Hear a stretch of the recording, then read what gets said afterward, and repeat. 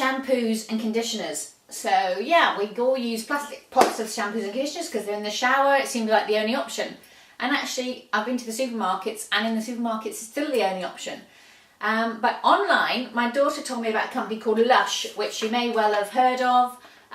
Really environmentally friendly. They recycle loads of stuff. Don't get a fright if you order and they come with what looks like styrofoam. It biodegrades apparently with water, and you can feel it it disintegrates. And I like to know why everyone isn't using this if it exists. But it comes in the post, which is the only downside, is that you can't get them in the shop. So I'm hoping potentially Lush does a collaboration with a click and collect type environment at least, so that you don't have to have that van coming around to deliver everything.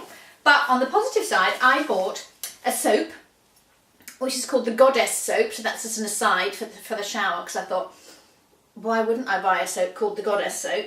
And then I got a conditioner bar,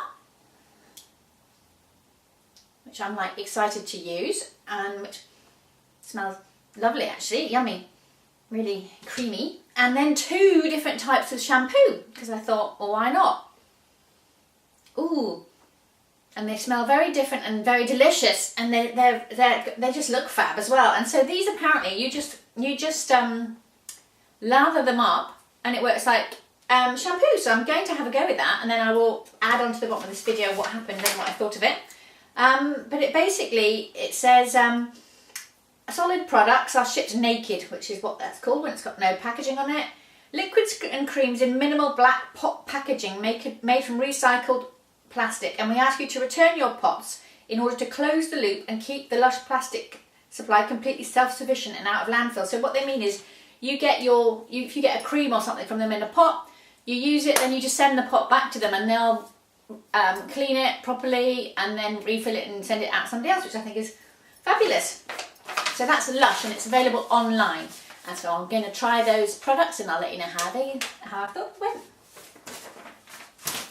So I've used the shampoo and the conditioner, and also the soap from Lush Cosmetics. And the shampoo worked really well. It lathered up into, you use it like a soap and get it into a lather, and I thought I would need quite a lot of lather, but when I actually got it on my hair, it kept lathering more on my hair, if you know what I mean. So you don't need that much of it. That worked really well. I thought that was great. Smelled really good.